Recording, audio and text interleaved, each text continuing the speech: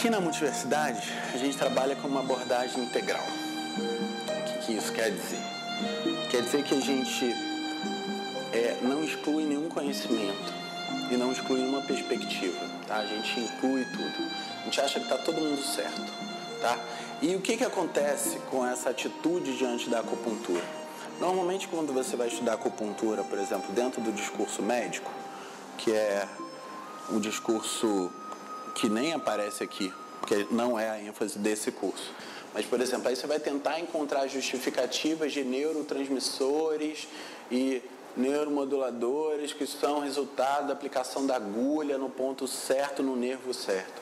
Isso para nós é ficção científica, tem baixa evidência, tem baixa cientificidade, e é assim, um campo em que as pessoas não sabem do que estão falando, tá? Você está num campo, né, molecular ou em que a gente sabe muito pouco, tá? E as perspectivas são todas extrapoladas. Do ponto de vista científico mesmo, se você for ver, tanto em termos de evidência, ou seja, trials ou testes feitos na Europa, onde você tem um mínimo de seriedade das coisas que estão sendo produzidas, todas as meta-análises concluem que a acupuntura e a acupuntura falsa tem o mesmo eficácia.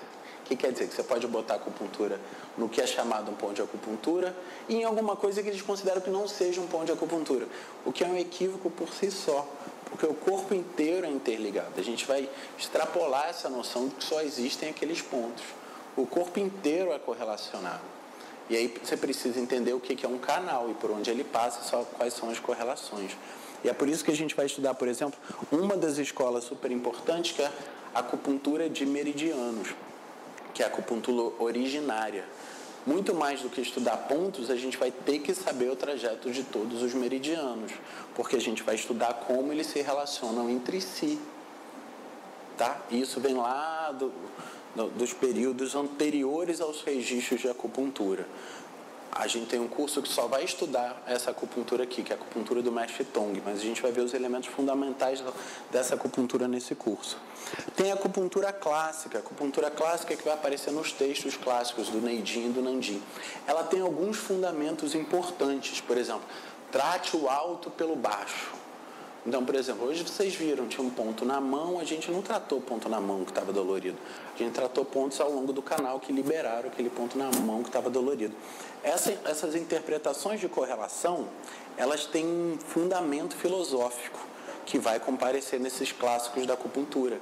Só que se você ler algo como isso, como assim? Eu estou com dor de cabeça, eu vou botar uma agulha no meu pé? Por quê? Do ponto de vista médico, isso não faz o menor sentido. Por quê? Porque você não tem via de comunicação e as vias centrais não vão explicar esse efeito. Uma forma fácil de desbancar isso é quando você tem uma dor no braço direito e você trata pela perna esquerda. Aí mesmo que você não tem via nenhuma, porque você teria que passar de um lado para o outro, para a medula, para fazer efeito contralateral. Isso não acontece, tá? Em termos de via de transmissão. E aí eles ficam tentando buscar os neurotransmissores, mas os neurotransmissores não têm ação local, tão local quanto a gente vai ter com a acupuntura, que é, eu estou com dor no punho, eu trato meu calcanhar no pé esquerdo. E eu tenho que encontrar o ponto certo no pé esquerdo que vai liberar a minha dor. Essas variações, essas minúcias, extrapolam completamente o que o modelo moderno, racionalista, cientificista, tem a oferecer e refletir. Então, o que acontece é que o escopo do que a acupuntura pode fazer fica muito reduzido dentro desse modelo. Tá? A gente vai estudar a acupuntura de 5 elementos. A acupuntura de 5 elementos é a ramificação taoísta da acupuntura. A história da acupuntura tem 3 grandes influências: o confucionismo, o budismo e o taoísmo, que são as 3 grandes religiões que proliferaram na história da China e que se alternaram no poder historicamente. Essa alternância do poder, por exemplo, fez com que nas dinastias em que o budismo era prevalente, surgissem hospitais, ou seja, a população fosse tratada. Daí surge uma medicina muito diferente da que surge durante a dinastia Han, em que a dinastia Han, a influência taoísta, tentava criar uma unidade filosófica e cultural para que só a elite ou a corte tivesse acesso ao que a gente considerou anos mais tarde medicina chinesa. E a gente precisa entender que isso aconteceu ao longo de 3.000 anos de história. Ou seja, de mais ou menos de 400 em 400 anos, tinha o que a gente pode chamar hoje de uma mudança de paradigma. Tá? O que as pessoas antes chamavam acupuntura de meridiano se tornou acupuntura de 5 elementos quase que forçadamente. Por que forçadamente? Porque a dinastia Han estava tentando criar um modelo universal de explicação de todos os fenômenos, que é o que os taoístas estavam fazendo. Então, o fenômeno dos 5 elementos vai explicar as estrelas, vai explicar a manifestação das coisas no mundo, vai explicar o governo dos estados, vai explicar a regência da família e vai explicar a sua saúde também. O problema é que quando você tem uma sobreposição de campos assim, nem todos os seus aspectos encaixam num modelo e no outro. Para o pensamento científico, isso é um grande problema, porque a gente precisa fazer as coisas correlacionarem de forma causal. Para o pensamento chinês, que é um pensamento acausal, é um pensamento analógico, é um pensamento de correlação, ou seja, isso tem relação com aquilo, mas não quer dizer que isso causa aquilo. Tá? Esse modelo e esse pensamento, os chineses chamaram de Guanyin, que é o sistema de ressonância. E isso tem a ver com música, que é você toca uma nota e essa nota faz harmonia com uma outra nota em outro lugar. Isso não quer dizer que quando você toca essa nota, a outra tocou por causa da primeira, entende? Mas porque elas correspondem a uma certa frequência que faz emergir um sentido, e um sentido clínico e um sentido de correlação.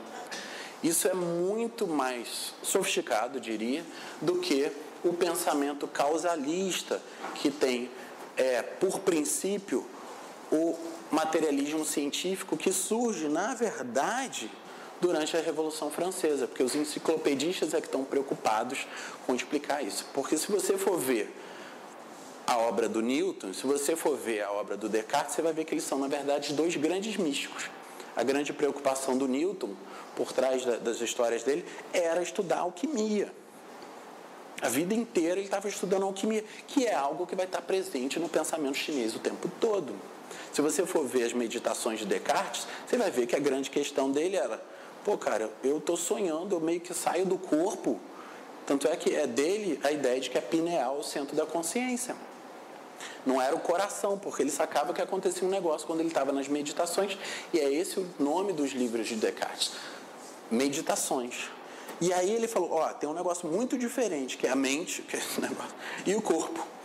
O que restou dessa separação é um dualismo maluco, tá? Que é o dualismo de que a mente está separada do corpo. E aí é justificável que a gente tenha uma psicologia que estuda a mente e uma medicina que estuda o corpo, que é, por definição, um cadáver. O corpo é, na tradição ocidental, um corpo morto. Na medicina chinesa, se estuda um corpo completamente diferente. Se estuda um corpo vivo. Na nossa tradição ocidental, a gente levou muito tempo para descobrir o sistema linfático. Por quê? Porque a igreja proibia que se estudasse organismo vivo ou que produzisse experiências como dissecação, o que na medicina chinesa já se fazia há muito tempo. Tá? Então, tem implicações muito, muito severas sobre as diferenças das nossas formas de pensar. E para isso a gente vai ter que buscar essas orientações filosóficas fundamentais da medicina chinesa para compreender o nosso tema. Então, 5 elementos vai ser um desses pensamentos, e ele é tão abrangente que vai ser importante a gente conhecer essas correlações.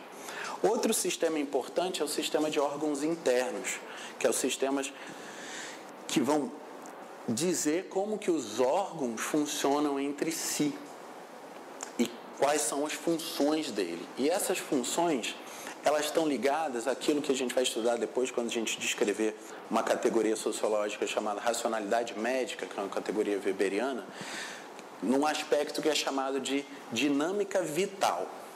Essa dinâmica vital é muito mais do que fisiologia, porque ela não só descreve função. A dinâmica vital vai explicar as correlações entre órgãos e como que a saúde de um está ligada à saúde do outro.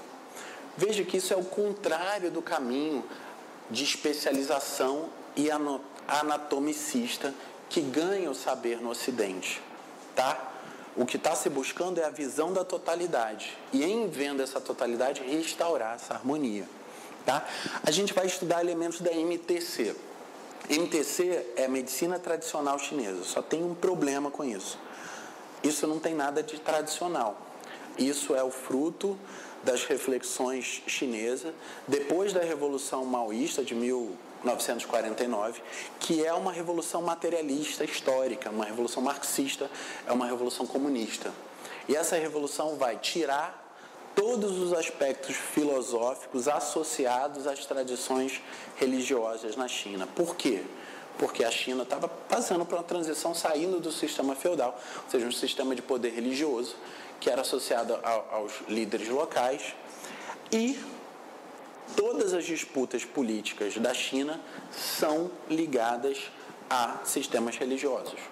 Então, para eles, política e religião são a mesma coisa. Então, como eles estavam fazendo um domínio político, eles tinham que fazer também um domínio religioso e ideológico. E o efeito disso é o livro vermelho do Mao Tse-tung e a Revolução Cultural. Durante a Revolução Cultural, centenas de milhares de médicos chineses tradicionais taoístas foram presos, mandados para campos de concentração, músicos, pessoas que estavam ligadas a essa então medicina tradicional. E mais do que isso, nos primeiros anos, durante o governo seguinte lá do Deng Xiaoping, a medicina tradicional chinesa, os aspectos da acupuntura, da fitoterapia, foram proibidos. Tá? E o que aconteceu? Num determinado momento, percebeu que a população então ficou totalmente sem nenhum recurso de cuidado e, obviamente, não dá para fazer remédio até hoje. A grande questão na China é como que você faz para distribuir remédio de produção ocidental, porque aí chegaram as indústrias farmacêuticas ocidentais com muito dinheiro. Não sei se vocês souberam, foi um cara agora morto, né? Porque ele foi condenado à morte, um grande funcionário da Bayer, assim, por subornar um cara lá do Partido Comunista para comprar uma quantidade de tudo na China, né? Absurda de qualquer coisa, por causa do processo populacional. Então, isso estava acontecendo. E aí criaram os médicos de pés descalços, que eram pessoas com treino mínimo de acupuntura, curso de final de semana, para ir cuidar dessas pessoas no interior. Depois isso virou uma política de Estado, como é yoga na Índia hoje, assim, que é, vamos valorizar a cultura chinesa, mas aí, para isso acontecer, fez uma reunião entre as pessoas que queriam preservar e falou, então vamos criar um curso de graduação com o intuito de provar que essa medicina chinesa é compatível com a medicina ocidental. Então, na verdade, o grande esforço da medicina praticada na China hoje, moderna, é construir bases científicas para isso. E por quê? Porque o discurso materialista histórico ainda é predominante.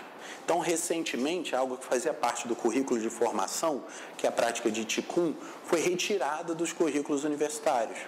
Eu tenho livros do curso inteiro, 5 anos de formação.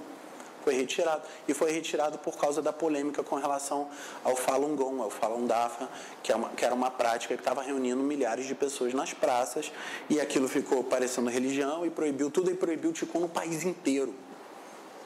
Tá? Então, esse é um tema super sério para a gente entender que quando a gente fala de medicina tradicional chinesa, está se falando da medicina chinesa oficial ensinada na China hoje. Tá? E que é um padrão. Só que é um padrão ligado a um sistema, que é o sistema predominante, que é o sistema de fitoterapia. Por quê? Porque a medicina chinesa, então, em vez de ser a acupuntura, o tuiná, a erva, juntou tudo. Tentou se juntar tudo num único corpo teórico. E esse corpo teórico, obviamente, extrapola, que é o sistema de diferenciação de síndromes, que a gente vai ter referências históricas nele. Mas, por exemplo, quando a gente tem os autores que trabalham com MTC, a atuação deles principal é erva, tá? É fitoterapia. E é por isso que vai ter aquelas síndromes, calor no coração, tá? E com isso a gente vai usar a erva para tratar, porque as ervas podem ser frescas e frias e terem tropismo pelo coração. Tá? Agora, se a gente for tentar fazer isso com agulha, a gente vai ficar muito confuso, porque a sobreposição desses sistemas vai ter que passar pelos sistemas de órgãos internos, então vai funcionar pouco. Tá? Mas tem elementos na MTC, principalmente os elementos de diagnóstico, que são importantes para a gente entender o que está acontecendo. Então, a gente vai adotar também. Tá? A acupuntura japonesa eu gosto de dizer que é o toyotismo aplicado à acupuntura. Os japoneses são assim, eles não inventam muita coisa não. Tá? Mas aí eles pegam ideias de outras pessoas e fazem impecavelmente, tá? Tanto vocês viram um filminho lá do Steve Jobs, ele não manda fazer as peças fundamentais do iPhone na China, tá? As peças fundamentais, as peças de tecnologia de ponta vêm do Japão. Carro japonês não dá defeito, então é essa mentalidade japonesa aplicada à acupuntura. Tá? Isso vai fazer com que a gente tenha um nível de eficácia, de resultados imediatos, que extrapolam. E é toda uma corrente. E outra coisa importante para a gente entender o sistema da acupuntura japonesa é que ela é praticada de forma particular, privada. Então, o atendimento é de 1 a 1. Então, é isso. A precisão, o cuidado, o resultado, tudo interfere na relação com o paciente. Na China, não. Na China, você tem o seu médico, que é o médico, como se fosse aqui o médico de família, que atende no SUS, ele é responsável por uma população. Se no Brasil um médico do SUS é responsável por 3 mil pessoas, quantas pessoas você acha que um médico na China é responsável? Tá? Então, você não tem opção. Você chega lá, o cara está numa cadeira, bota a agulha em você na cadeira, vê se melhorou, passa a sua prescrição de erva e tchau e benção. Tá? Você vai, busca a sua erva e vai, o cara olha seu pulso, língua. Eu sei porque eu recebi professores, diretores de faculdade aqui, alguns ficaram até hospedados na minha casa certa vez, e é isso, a consulta é assim, pulso, língua, olhou, prescrição e tal, agulha. Não precisa muito isso não dá tempo, tá? Então é importante entender essa dinâmica. Por quê? Porque senão você fica como eu fiquei muitos anos, eu estava 15 anos praticando acupuntura. Eu li esse negócio e falei, cara, isso não funciona. Que confusão é essa? Então eu estou meio mapeando essas coisas para vocês. E o que é a acupuntura integral, que é esse curso que a gente oferece aqui? É juntar o que tem de melhor nessas coisas todas, que é basicamente esse resultado dessa prática, tá? E como que a gente faz isso? A gente faz isso por um método chamado, que a gente chamou aqui de teragogia. O que é a teragogia? Teragogia é a pedagogia pela experiência terapêutica. Que é, você não pode tratar alguém com um método, com um sistema, com uma ferramenta, com um instrumento, com uma filosofia, que você não percebeu em si os benefícios. Então aqui a gente não vai cuidar de doença. Quem cuida de doença é o médico. A gente vai aqui cuidar da saúde. E cuidar da saúde é dever de todos. Tá? E a medicina chinesa é patrimônio da humanidade. Tá? É patrimônio cultural e imaterial da humanidade. Pertence a todo mundo. Isso é algo bem importante da gente ter em mente quando a gente se aproxima de um conhecimento. Isso não pertence à China, isso não pertence ao Japão, isso não pertence a ninguém, porque pertence a todo mundo. Tá? Esse é o roteirinho aí para a gente começar a nossa conversa. E deixa eu só explicar para vocês que a gente, então, divide a nossa aula em 3 momentos. Tá? A gente começa falando dos aspectos filosóficos, tá? Celestiais, culturais, tentando contextualizar esse conhecimento. Depois a gente vai estudar sistemas de canais, pontos, órgãos, e depois a gente vai fazer um tratamento. E as aulas vão se seguir assim, tá? Esse vai ser o nosso roteiro, nossa visão aí. Ok? A gente vai usar os nossos recursos de aprendizagem. São vastos. Essa turma, então, ainda vai ter... Essa turma é super, porque vai ter acesso ao curso online, que vai ficar editado depois com os conteúdos todos, e na versão vitalícia, que é todos os upgrades que vierem depois, vocês vão poder fazer. Então, vocês vão poder estudar acupuntura aí para o resto da vida de várias formas. Então, Recursos multimídias, a gente sempre faz revisão, tá? A gente sempre começa a aula revendo os pontos. Não adianta, a quantidade de acupunturista que se forma aí, sabe, que não sabe localizar os pontos, é uma das coisas mais importantes. A gente vai começar as aulas fazendo isso sempre, tá? A gente vai fazer exercícios, brincadeiras, cartilhas e tal. Tá? A gente vai fazer perguntas, vai fazer pesquisa e autopesquisa. Eu tenho dito que as agulhas são as verdadeiras professoras. Tá? Receber o tratamento de acupuntura, como vocês já receberam hoje, né? Chegou aí um pouquinho mais cedo, e passar por essa experiência de perceber o movimento do Qi é a verdadeira aprendizagem, a verdadeira iniciação, é o verdadeiro processo pedagógico que a gente elege aqui. Tá? Então, a gente vai estudar o que é o Tao. Aí a gente vai exercitar o trajeto principal dos canais, vai localizar 3 pontos importantes de acupuntura e compreender o tratamento clássico dos 4 portais. Então, primeiro momento, vamos ao céu. Faz sentido para você estar aqui hoje? Não faz sentido. Faz sentido para você o que você está fazendo na sua vida? Você tem a sensação de que você está no lugar certo, no caminho certo, na hora certa, no momento certo? E essa é a percepção do Tao. E isso é uma noção muito importante, porque os chineses vão dizer que o sentido da acupuntura é restaurar o Tao. É restaurar essa experiência de sentido. É restaurar esse fluxo que te conduz em harmonia com o céu e com a terra em todos os seus fazeres, dizeres, bendizeres, encontros e caminhos. Esse é o sentido da saúde. Esse é o sentido da medicina chinesa.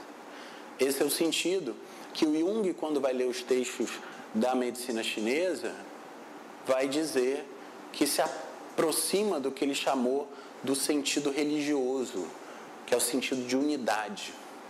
O Jung vai dizer que o sentido da psicoterapia, quando você caminha, você está restaurando uma certa unidade. E uma expressão dessa unidade é a sincronicidade, que é um conceito que ele vai definir. Que é essa sensação, nossa, mas que coincidência, de que o universo está coincidindo com você. Há uma coincidência de fenômenos, há uma coincidência de sentidos, há uma coordenação, há uma sincronicidade, que é ao mesmo tempo, junto, reunido. Então você está no seu lugar. Agora, quando você está fora do seu lugar, dá um mal-estar, um incômodo, não é bem isso, não é bem...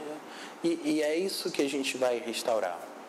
Porque se a gente movimenta as nossas energias, e as nossas energias não acabam onde o nosso corpo acaba, que a gente tem uma noção que o nosso limite é a pele que dá, né? A gente vai entender que na medicina chinesa a gente não tem essas definições. Definir é dar fim, tá? A gente não se extingue no limite da nossa pele. Tem um corpo que é de energia. Tem veículos que se estendem entre o céu e a terra. É disso que os chineses estão falando, que é o sentido da medicina chinesa. Tá? Então, ele tem um sentido existencial. E tem a ver com você estar de bem com a sua vida. E é uma dimensão fundamental para a clínica em psicologia e é uma dimensão fundamental para todo mundo. Porque se a sua vida não estiver fazendo sentido para você, tem algo muito errado. O xamã vai perguntar, quando alguém adoece, quando é que você parou de cantar? Quando é que você parou de dançar? Quando é que você saiu do seu caminho? Quando é que você esqueceu a sua canção? Entende? E ele vai perguntar isso pelo sentido do seu adoecer. Quando é que você saiu de você? Quando é que você se esqueceu de quem você é? Então vamos seguir nosso caminho aqui. Diz o Tao Te Ching. Tao Te Ching, Tao é o caminho, De é a virtude e Jing é o clássico. Então, como é que é o livro que ensina o caminho da virtude? Então, o caminho da virtude, segundo o Tao Te Ching, é o Tao que pode se falar não é o verdadeiro Tao. Não é o eterno Tao. O nome que pode ser dito não é o verdadeiro nome. O que não tem nome é a origem do céu e a terra. O nomear é a mãe de todas as coisas. A mesma coisa na tradição ocidental. O nome de Deus não pode ser dito, então a gente vai chamar de Yahvé, mas Yahvé é um monte de consoante junto, que não faz muito sentido, é impronunciável, mas a gente junta assim mesmo, que pegou fogo lá na sarça. As letras hebraicas é um fogo que acende, né? Então pegou um fogo lá, saiu aquelas letras, e aí a gente dá esse nome da sarça ardente, mas é inominável, tá? Sem a intenção de o considerar, podemos aprender o mistério e suas sutilezas. E através da sua ausência de forma, tentando considerá-lo, só podemos ver a sua manifestação nas formas que definem o limite das coisas. Ambos provêm da mesma fonte e são o mesmo. Diferem apenas devido ao aparecimento dos nomes. São o mistério mais profundo e a porta de todos os mistérios. Mário, não entendi nada. A gente está falando de uma dimensão não dual. E uma dimensão não dual não vê separação entre o sujeito e o objeto, não vê separação entre o sujeito e o mundo, não vê separação entre a experiência e a verdade. Há uma coemergência de fenômenos. Então, o que se manifesta e o que causa são a mesma coisa. Não tem essa separação da causalidade. Está para além do nível causal. E o que está para além do nível causal não chega a esse mundo como causa. Tá? É disso que os taoístas estão falando. Então, como é que você pode tratar alguém para que ele retorne à sua condição original antes das causas? Antes daquilo que a tradição cristã vai chamar de pecado. Antes daquilo que a tradição oriental vai chamar de karma. Tá? Antes de você dar causa ao seu sofrimento, como é que era você? Dessa origem. Como é que você restaura essa dimensão originária internamente? É isso que os chineses estão indagando. E vai falar, isso é que é saúde.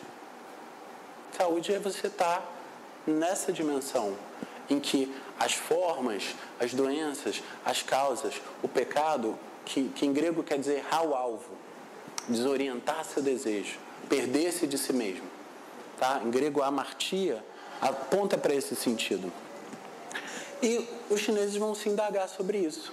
E um dos textos clássicos importantes que merece ser citado, que é o texto do Imperador Amarelo, começa assim, dizendo: eu ouvi dizer que antigamente as pessoas viviam muito mais que 100 anos, sem demonstrar sinais de envelhecimento. No nosso tempo, as pessoas morrem prematuramente, vivendo apenas 50 anos. Isso é pela mudança de ambiente ou porque as pessoas se perderam do caminho? E aí o médico da corte vai responder: no passado, o povo praticava o tal. Entendiam os princípios de equilíbrio e as transformações de energia do universo. E faziam exercícios para promover o fluxo da energia e harmonizavam a si mesmos. Comiam de forma regular, em horários regulares, acordavam e dormiam regularmente, evitavam estresse, excesso no corpo, na mente e aceitavam indulgências. Mantinham o bem-estar do corpo e da mente e não surpreende que vivessem 100 anos. A gente tem as pessoas aí que vivem 100 anos, né? Hoje tem até uma turminha aqui, eu acho que na Guiana francesa e tal, tem uma vilazinha que tem um monte de gente. Japão já tem expectativa de vida beirando 100 anos, lá, os velhinhos estão todos lá. Isso traz uma coisa super importante para a gente refletir, tá?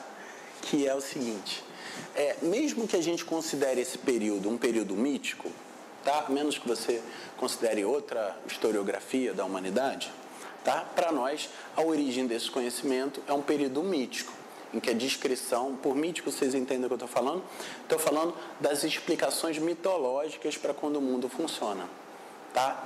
Essa turma, por exemplo, assim, lidava com dragões como se fossem objetos reais no mundo.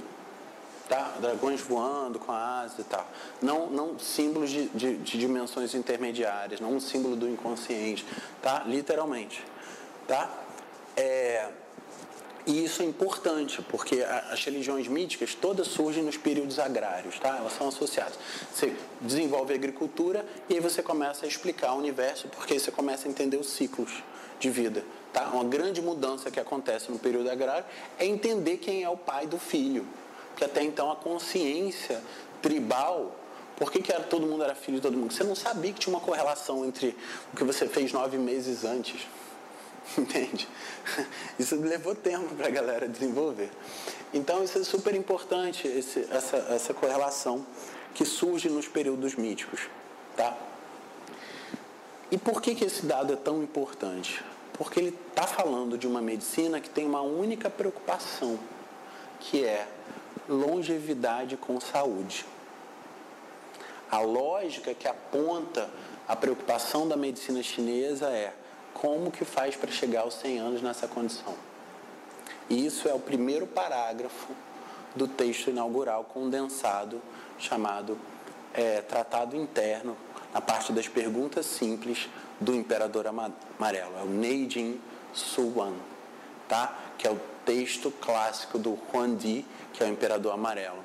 Então, esse é o livro fundador, o livro mais antigo da medicina chinesa, composto e condensado durante a dinastia Han.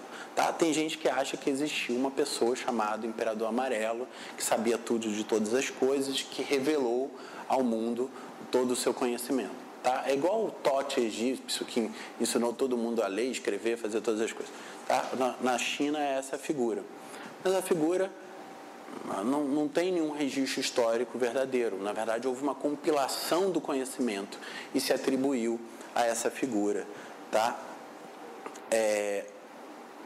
Isso é algo importante a gente compreender, mas o mais importante é que hoje, no atual momento histórico que a gente está vivendo, a principal preocupação com a saúde é as doenças crônicas, é como que você faz para lidar com uma população que está ficando cada vez mais velha. A expectativa de vida do brasileiro já está em 76, tá? E isso é média, quer dizer, metade vai viver mais do que isso.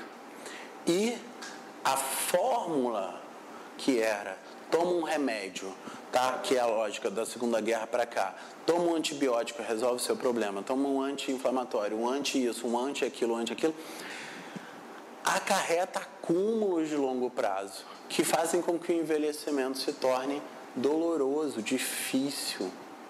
Tá? E aí você vê a escala do custo dos planos de doença para isso. Então, a lógica aqui é uma lógica de preservação da saúde. E preservação da saúde na longevidade.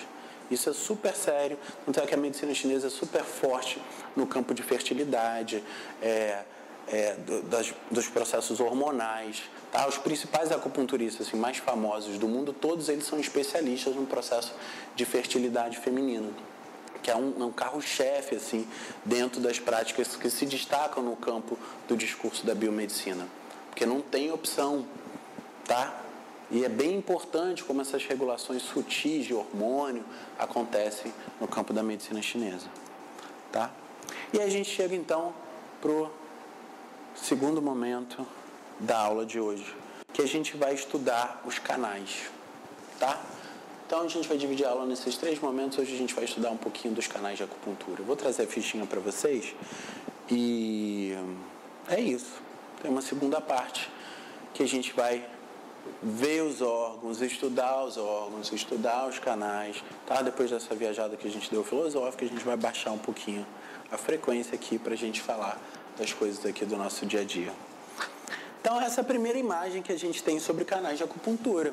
Essa imagem é super importante, porque essa é a imagem do chinês para a gente entender o que está acontecendo num canal de acupuntura, tá? Isso é um vale. E é um vale que o chinês está descrevendo, tá?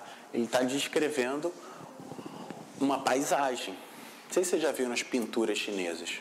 Tem aquela paisagem enorme e tal. Aí no cantinho tem uma vilazinha com uma pessoa, tá? E isso descreve bem, né, a pintura clássica chinesa, a posição do ser humano diante do mundo. Tá? Ele está pintando um mundo em que o ser humano é uma parte pequenininha numa paisagem extensa e vasta. Tá? E para nós vai ser a mesma coisa. Hoje a gente vai estudar, por exemplo, ponto de acupuntura que tem o nome de vale. Tá?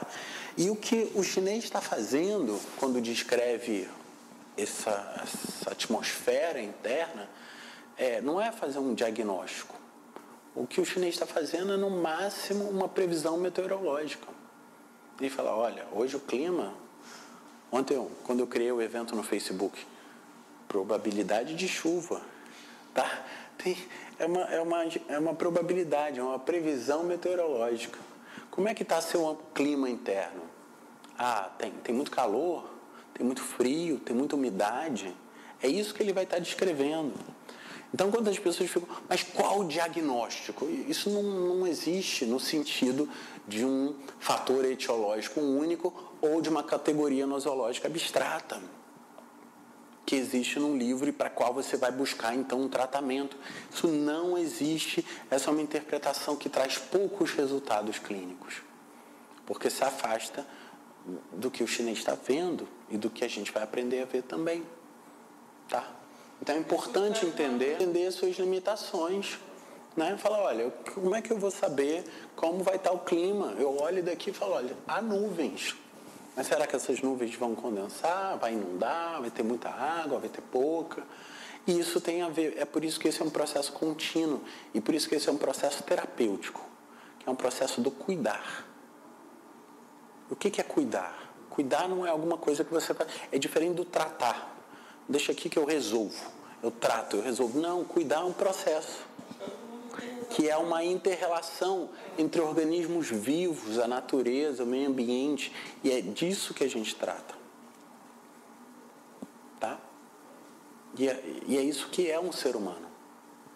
Vocês conhecem essa historinha, né? Da cura, do cuidado. Conhecem, não? Grega, o professor querido Leonardo Boff ensina no livro dele Saber Cuidar. E ele retoma a história que o Heidegger retomou dos contadores de história medieval. Ele cita esse texto também, porque a questão central da filosofia do Heidegger é essa. Chegou um Deus, que é o Deus cura, tá? A gente pode chamar de curar ou cuidar, é a mesma coisa, tá? A raiz etimológica é a mesma. Então, cura era um Deus. E ele pegou um pedacinho de barro e fez um bonequinho. Falou, olha que legal esse bonequinho aqui que eu fiz. E aí veio Urano, Zeus, o céu, e soprou esse bonequinho, animou esse bonequinho. O bonequinho começa a mexer e tal. Aí todos felizes, cura, todos satisfeitos com a sua criação, o céu também, a terra também. Aí chegou o momento de dar nome para o bonequinho. Puxa vida, e agora? Aí os deuses começaram a brigar. Porque a terra falou, eu que foi feito de mim, então vai se chamar Gaia. Aí o céu falou, não, eu que soprei o vento aqui, vai se chamar Zeus. E Cura falou, mas fui eu que fiz. Aí deu aquela confusão. E confusão entre deuses gregos dá um problema. E aí, o que fizeram? Chamaram o avô, Saturno, o tempo. E perguntaram para o Saturno, o que eu faço? Os deuses. Eles falaram, então vamos fazer o seguinte. Quando o bonequinho morrer, o que for da terra, volta para a terra. O que for do céu, volta para o céu. Mas enquanto o bonequinho estiver na sua existência, ele vai se chamar Cura. Por que essa ideia é tão importante? Porque o grego está dizendo que a condição essencial do ser humano é o cuidado. Por quê? O que a gente faz que nos diferencia de todos os outros animais nesse planeta? A gente care, que é a tradução em inglesa, tá? A gente se preocupa. O que é esse care? O que é esse cuidar? O que é esse preocupar-se? Com tudo. A gente cuida da casa, a gente cuida da alimentação, a gente cuida da higiene, a gente cuida de tudo que a gente se relaciona, tudo que a gente quer, tudo aquilo que a gente se importa é uma forma de cuidar. E só o ser humano faz isso. E é por isso que esses filósofos vão dizer que o cuidado, que o cuidar, que o curar é o que todo mundo faz. Se você não tivesse recebido o cuidado dos seus pais e de todo mundo que está aqui, que gerou eletricidade, todas as coisas, as roupas, as coisas que a gente está vivendo, tudo isso é fruto desse cuidado. Entende? Essa é uma reflexão muito profunda para entender que cuidar não é prerrogativa de nenhuma profissão ou religião ou sacerdócio. É o que a gente é por essência, por definição. por essencial do ser humano. A gente nasce para o cuidado, nasce como fruto do cuidado e é para o mundo um ser de cuidado. E que é diferente, por exemplo, o que é isso onde vocês estão sentados? Você fala, isso é uma cadeira. Aí logo se pergunta, serve para quê? Instrumentalmente serve para sentar. Do ser não se pergunta isso. E o ser humano, enquanto ser, refletindo isso, não serve para alguma coisa. O pensamento utilitário não corresponde a um ser humano. Então a gente está reduzindo o ser humano a um objeto toda vez que pergunta o que você faz. Entende? Qual a sua profissão? E o que você é? Né? O que você é não se pergunta, não se cuida. Tá? Parece que é invasivo, né? E o trabalho do... Quem você é? Quem você é? Quem você é? Não é o... A resposta lá original é imagem e semelhança. E o que é ser imagem e semelhança do Criador? Né? O que o chinês vai ver é a árvore, com seus ramos. Mas fundamentalmente vai se perguntar pelo terreno. Que é, como é que está seu terreno? Como é que estão as condições para que essa árvore possa florescer? Onde é que você está adoecendo? Onde está faltando? Poda, mas também cuidado, umidade, sol, vitalidade. Como que está um ambiente onde você floresce? Isso vai se tecer numa rede, que é o que a gente vai estudar. A gente vai estudar redes de sentidos e correlações, tramas de sentidos, padrões que vão se formando e conformando ao longo da nossa existência. E o nosso trabalho é um trabalho de tecelão. Por isso que a gente usa agulha.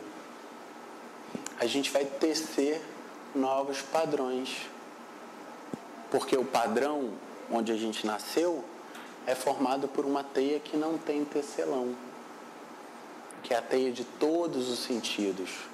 Que inclui todos os sentidos no universo, que a física quântica hoje demonstra matematicamente que tudo está ligado com tudo. Mas como é que você pode fazer com que esses padrões que você expressa, esses padrões que você encarna, esses padrões que você vive, se tornam mais e mais harmoniosos? Como é que você faz com que a sua criação artística seja um reflexo mais límpido do seu Criador, ou desse inominado, ou desse tudo absoluto que te atravessa? E esse é um trabalho da medicina chinesa. Fazer com que os seus padrões se tornem abertos o suficiente para que esse fluxo de vitalidade te atravesse sem tanta inquietação. O Qi não pode viajar sem um caminho, assim como a água flui e o Sol e a Lua atravessam as órbitas sem cessar. Então o chinês está vendo um movimento do rio, do Sol, da Lua, e esses caminhos, percebe que o caminho da Lua ele não é todo igual, o caminho do Sol não é todo igual, ele vai se movimentando com as estações. Assim é o caminho da energia por nós. Tem momentos que ele está mais forte, mais fraco. Ele segue os ciclos da Lua, do Sol, segue os ciclos das estações, segue os movimentos das nossas emoções, como a maré. Tá? E é isso que é importante a gente entender, que a gente não vai estar lidando com algo que você pergunta assim, mas o que é? Como se fosse um objeto definível, um objeto da natureza. E como objeto da natureza, ele não vai corresponder às leis humanas. Vocês sabem disso, né? Que todas as métricas, por exemplo, a velocidade da luz, aí você fala uma constante, Czinho. Não é constante, ela altera o tempo todo. Todas as medições medem a luz um pouco diferente. Todas as medições que mede G, que é a constante da gravitação universal, não tem nada de constante. Tá? O universo é uma dinâmica. A constante é uma ideia que a gente tenta apontar, porque a gente quer a ideia pura, a forma perfeita, tá? Mas Deus escreve certo por linhas tortas. E o que a gente vai encontrar são rios e padrões muito mais profundos, que não nos cabe perguntar, o que é, quem criou, para onde vai. Nos cabe perguntar, enquanto terapeutas, como que eu posso cuidar melhor, tá? Esse é o nosso ramo. E aí a gente vai ter no capítulo 17 do Lin Shu. É por meio dos 12 canais que a vida humana existe. As doenças emergem, os humanos podem ser tratados e todas as doenças curadas. Os 12 canais são por onde os iniciantes e os mestres terminam. Para os iniciantes, eles parecem simples. Os mestres sabem quão difíceis eles são. Então é por aí que a gente vai começar, tá? A gente vai estudar hoje os canais de acupuntura principais. Todos, não é para saber todos, a gente vai desmiuçar, mas só para a gente saber que esse é o nosso campo de trabalho. Essa é a anatomia que a gente precisa conhecer, é a compreensão desse movimento e desses fluxos, tá? E vamos começar com o canal do pulmão. O canal do pulmão vai começar aqui no peito e a gente vai fazer um pouquinho de exercício agora, tá? Que chama aeróbica da acupuntura. Então a gente vai se levantar um pouquinho, tá? E vai apertar aqui, ó, o pontinho do pulmão, tá? E vai fazer esse trajeto, ó, que está desenhado ali no quadrinho, tá? Ninguém precisa reparar um no outro, não, nem olhar para mim. Olha ali pro quadrinho e tenta localizar esses pontinhos, tá? Em vocês mesmos. Vai só fazendo o percurso, tá? E aí o percurso vai começando ali, descendo, tá? Descendo pelo braço.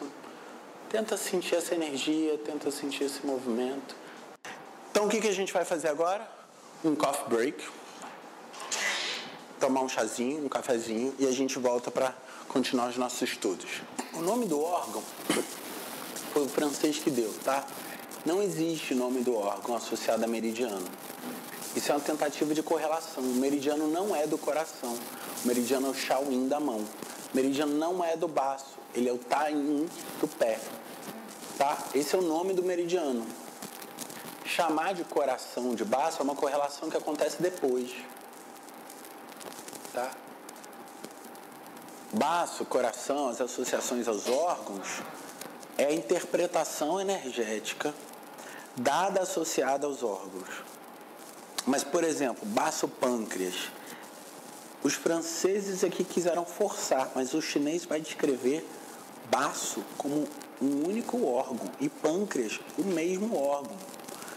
Então não é o baço e o pâncreas, entende? E esses problemas de nomenclatura vão acontecer muitas vezes. Por quê? Porque o cara que está traduzindo não teve tempo de ficar 20 anos praticando o negócio para refletir sobre o que aquilo quer dizer. Só que aí a tradução foi, né? Quem que sabia traduzir chinês no século XVII? Quem que sabia traduzir? Só os jesuítas. E esses caras foram traduzindo tudo conforme chegavam lá no contexto religioso. Esse ideograma Tian, que é o ideograma de céu, eles estavam muito confusos, porque não sabiam se os chineses estavam se referindo a heaven, a paraíso, a dimensão celestial, ao paraíso celestial, ou estavam se referindo ao céu de verdade. Céu é a coisa mais... Isso, o que é isso? E aí os chineses acharam os jesuítas muito confusos por causa disso e expulsaram eles lá para a ilha de Formosa, lá, que é... Como é que chama Formosa? Que é a parte chinesa que fala português, por causa da colonização. Esqueci agora. Quem já terminou, repara como os pontos com o mesmo nome. Tai-In, Tai-Yang, Yang-Min, Jue-In, Shaolin. Eles estão relacionados entre si. Vê onde um termina, o outro começa. Vê se você consegue ver a correlação, os pontos onde tem proximidade. Eles são, na verdade, um único canal energético.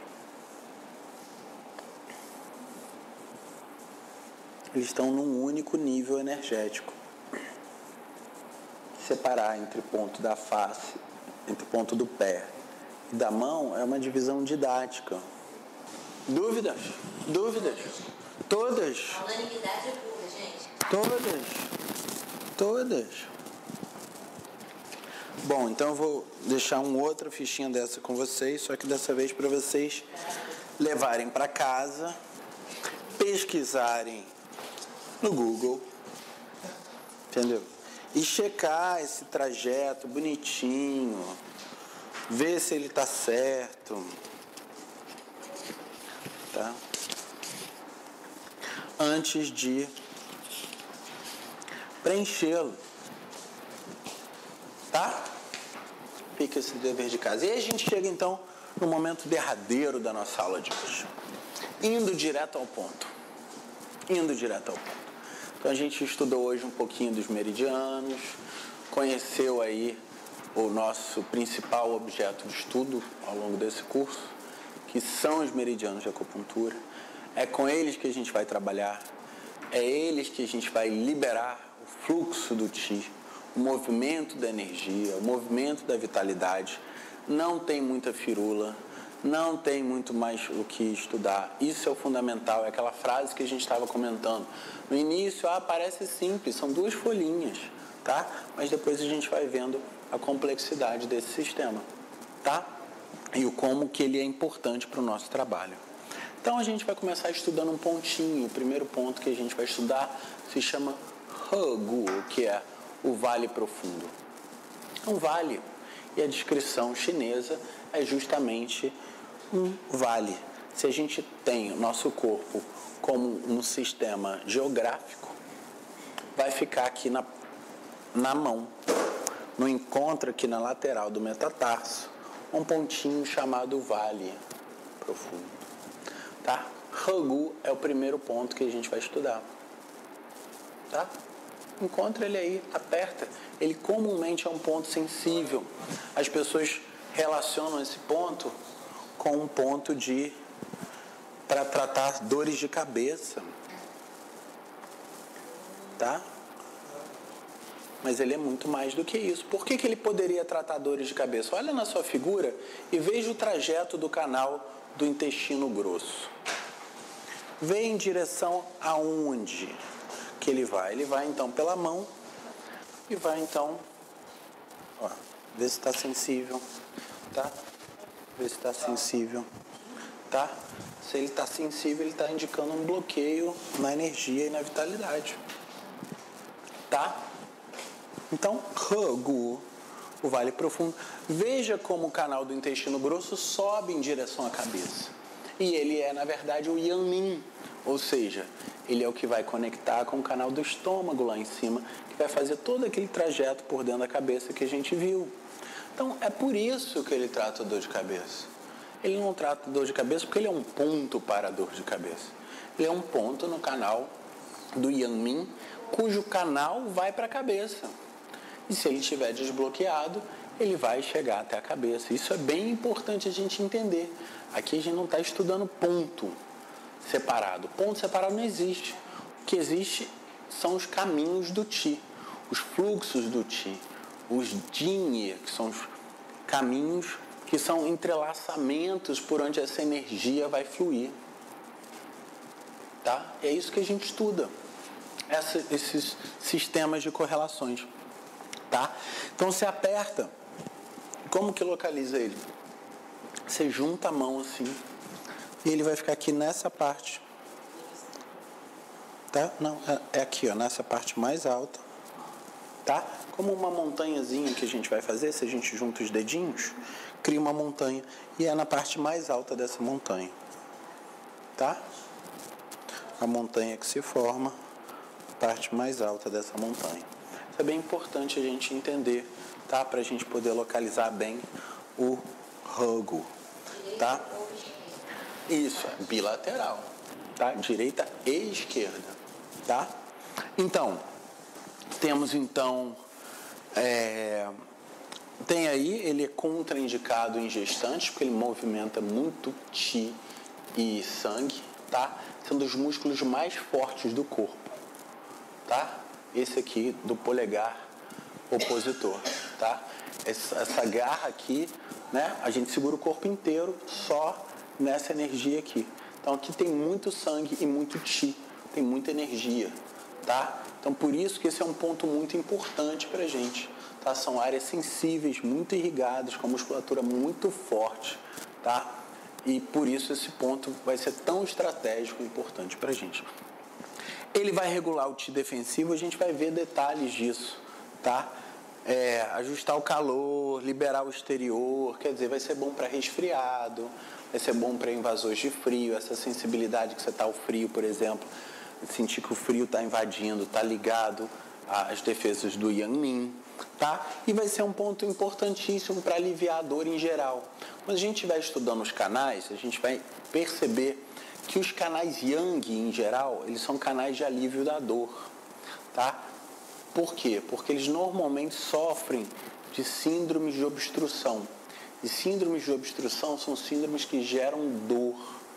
Então, os canais Yang, principalmente os pontos fonte dos canais Yang, que é o que a gente vai estudar lá na frente, tá? Eles vão ser importantes na liberação de dor no corpo todo, tá? Por isso esse ponto faz isso, tá? Se você pega um livro e vê só ponto para liberar dor, ponto para liberar dor de cabeça, não vai ajudar muito a gente a compreender o que está acontecendo, tá? Indicações: vento exterior, calafrio, febre, doenças febris. O que está dizendo o chinês com doença febril? O que é uma doença febril? Por que a gente tem febre? Sim, é uma resposta defensiva. A mesma coisa o chinês vai entender, que o seu Qi verdadeiro, o Zen Qi, está lutando contra um Qi invasor. E o fruto desse combate é a febre, tá? Quando a gente usa esse ponto, a gente abre as vias para que esse Qi invasor seja expulso do corpo.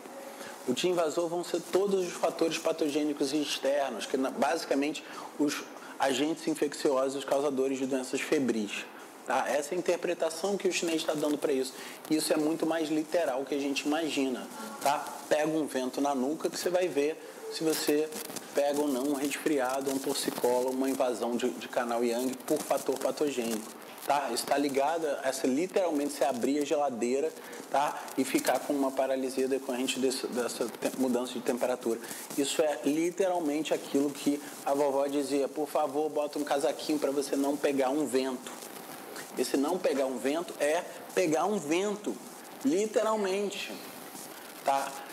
Na teoria miasmática, por exemplo, a ideia de miasma, que quer dizer um mauvais l'air, um vento ruim. Tá? Então, a ideia é de que você pega doenças pelo vento, que são as leituras dos agentes infecciosos, mas na medicina chinesa você vai ter esse componente, porque o vento é sempre o carreador das outras energias ambientais. Manter os pés aquecidos é fundamental sempre na medicina chinesa, não só os pés como o baixo ventre, tá? Essa ideia de esquentar a barriga no fogão é literalmente importante para a medicina chinesa, e manter os pés aquecidos também. Eu acho que pisar no chão frio é demais por conta da invasão do frio, tá? Isso hoje vovós sabiam, menina, não pisa no pé frio que vai ter aí cólica e tal, tá? Isso é diretamente ligado, explicado e tratado na medicina chinesa. Isso não é o ditado da vovó, isso tem fundamento energético, e é isso, fundamento energético, tá? E mais do que o pescoço, a nuca é o ponto mais estratégico para a invasão de vento. Tá? Por isso as pessoas usavam cachecol, por isso as pessoas usavam gorros, tá? Para proteger a nuca dessa invasão de vento. Tá? Então isso está aí na cultura, só que por incrível que pareça, a gente perdeu de vista essas referências básicas do processo de manutenção. Tá? Mas os chineses nos lembram que isso vai ser nosso objeto de trabalho, porque a gente vai ter que considerar isso na hora de tratar. Tá? Então, dor de dente, úlcera bucal, perda da fala, obstruções na garganta, faixa inchada, desvio na boca, todas essas movimentações. Por que na boca? Porque o trajeto do intestino grosso vai até a boca, vai até a face, vai até o nariz, vai desobstruir, vai fazer esse percurso no maxilar. Tá? Então, se a gente entende o ponto, e a gente entende a função de um ponto distal com o ponto colateral, a gente vai ver que tem uma correlação entre mão e face, tá? Entre pé e face. E tudo bem, isso vai ficando cada vez mais simples e prático para a gente, tá? Então, Hagu, vamos localizar, apertar ele aí mais um pouquinho, tá? Essa, então, é a função dele. Outro pontinho que a gente vai estudar hoje se chama Tsu San Li. Tsu é pé, San 3 e Li distância. Então são 3 distâncias em direção ao pé. Tsu, Tsu, Tsu, San, Li. Tá? Em chinês mesmo é Tsu, que é pé, San, que é 3, e Li, que é distância. Hoje é quilômetro, tá? Quando você fala Li na China, hoje é quilômetro. Mas na verdade são 3 distâncias. E por que são 3 distâncias? Porque a nossa distância vai ser a polegada, tá? Que eles chamam de Tsun. Escreve C-U-N, pronuncia Tsun. Então 3 polegadas abaixo da patela, tá? Abaixo da rótula da patela, a gente vai ter o Tsu San Li, tá? Que é 3 polegadas para baixo, ou seja, pega a borda inferior da patela, tá? E a gente mede aqui 3 polegadas e a gente vai encontrar o Tsu San Li. Aperta esse pontinho, vê se ele está sensível, tá? Ele vai ser aí o nosso pontinho de referência para trabalhar as energias do canal do estômago, tá? Muito importante. Funções dele: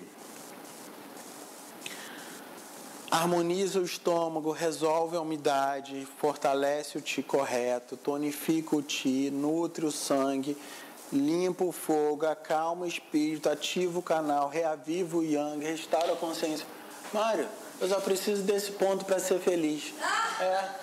Eu não preciso voltar à próxima aula, não. Tá, já entendi tudo que eu preciso.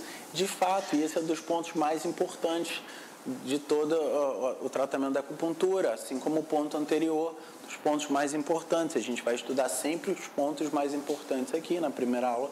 Não poderia deixar de falar, porque esse ponto, por exemplo, se a gente faz moxa nele, é um dos pontos ligados ao processo de longevidade. Então, esses 3 passos são os 3 passos de uma caminhada de 1000 milhas. Então, como é que você dá o primeiro passo? Sabe aquele ditado? Para a caminhada. Então, se você quer viver muito, você precisa do quê? Da energia do estômago.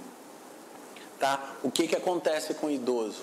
A perda da capacidade metabólica, a perda da capacidade de assimilar alimento. Ele vai ficando cada vez com mais intolerância, dificuldade de se alimentar, até que não absorve mais alimento. E quem é responsável por isso é o estômago, e o Tsu San Li é um dos pontos fundamentais para restaurar a energia do estômago, tá? É 36, não precisa saber o nome em chinês, tá?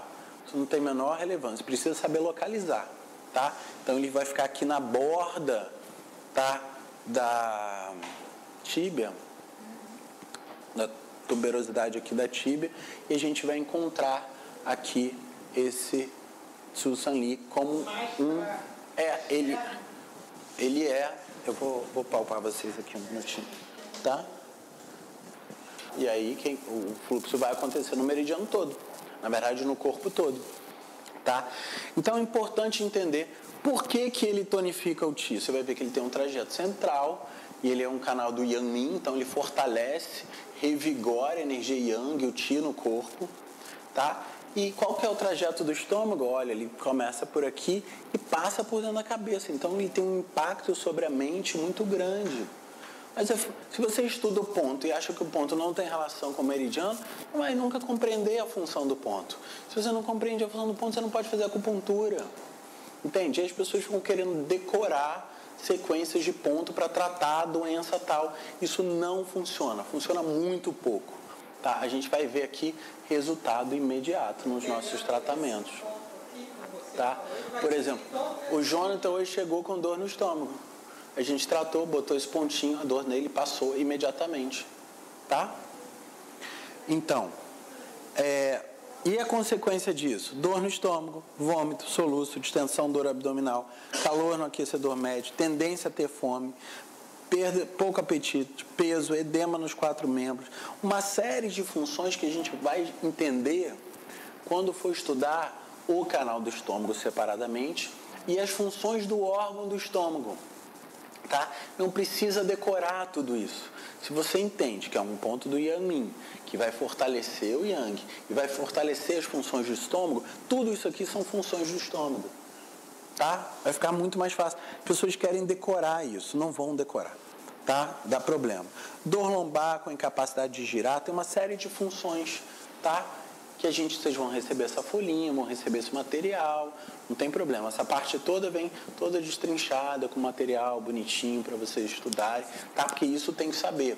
A gente tem que saber canal e tem que saber ponto. A parte da filosofia vai se transmitindo aos pouquinhos, tá? E aí vocês podem ler, tem muita coisa por aí, tá? Então a localização do Tsu San Li, 3 distâncias são 3 polegadas, e 3 polegadas para a gente são 4 dedos. 1 polegada, mais 1 polegada, mais 1 polegada, tá? São 4 dedos. Então, são 3 tsum abaixo do joelho, tá? Então, 3 tsum são 4 dedos. Guarda isso. Depois a gente vai ver em detalhes, tá? Vamos ver isso o tempo todo. A gente vai ter que medir de acordo com as pessoas, de acordo com a proporção, de acordo com a anatomia. Por isso que a gente vai ter que palpar o ponto, tá? Vai ter que checar, ver se o ponto está ali, se ele existe de verdade, se ele está ativo no paciente. Se ele não tiver, a gente pode dispensar. E vem então Tai Chong, que é o F3, tá? O F3, tira aí o sapatinho, gente, fica tímido não. Ele vai ser encontrado ali no pé, tá? Isso. Nesse espacinho, aperta, vê se ele está sensível, tá? Se ele está sensível, ele está indicando aí algum grau de estagnação de Qi. Outro tema importante, tá? O agulhamento e tal, ele vai acalmar o Yang do fígado, que está ligado com a irritação, vai ajudar a regular a menstruação, vai ajudar a regular os meridianos, vai ajudar a regular uma série de funções importantes no campo emocional, no campo da irritação, no campo de uma série de coisas importantes aí no dia a dia, tá? Indicação: dor de cabeça, enxaquecas, cãibras, problemas menstruais, inchaço nos olhos, problemas digestivos, tá? Todos esses problemas, ó, dificuldade para defecar, prisão de ventre, tá?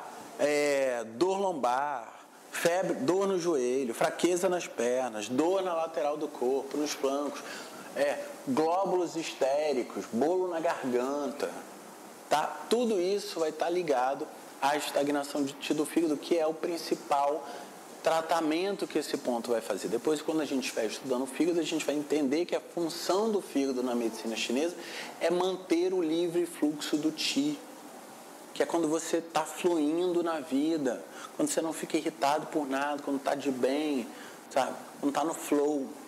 O flow é a experiência do fluir da energia, e esse ponto é fundamental para garantir esse fluxo de energia pelo corpo, tá? Então, Tai Chong. Tira o sapatinho aí, aperta o pontinho, vê como é que ele tá. Depois eu vou mostrar, a gente vai agulhar vocês, vou mostrar cada um desses pontinhos direitinho. Dó é sensível, tá? E aí a gente vai cuidar dos tratamentos. Então, a primeira coisa pra gente fazer os tratamentos vocês irem ali, só tem um banheirinho, vai um de cada vez, lava a mãozinha, tá? Pra gente poder praticar um pouquinho. Vou colocar aqui então o primeiro ponto, tá? Que é o Hugo, que a gente estudou, que é o IG4, tá? Então eu abro ligeiramente aqui o pontinho, tá? E abro espaço. Agora a gente vai aqui pro E36. Gente, a acupuntura, vocês vão ver aqui na Multiversidade, tem mistério nenhum. Vocês vão sair daqui hoje sabendo botar, entendeu? Os principais pontos de acupuntura. Tem acupunturista que fica a vida inteira só faz esse tratamento. Gente, agora o último pontinho que a gente estudou hoje, indo direto ao ponto, tá? Ó, segura aqui, não vou usar o aplicador. E agora, deita aí. Adriano, você vai ser o primeiro a colocar. Deita aí. Você foi a única que não foi agulhada ainda, deita aí. Então vocês aí, mão à obra. Tá? Então você vai botar aqui Regu e Taishonko, tá?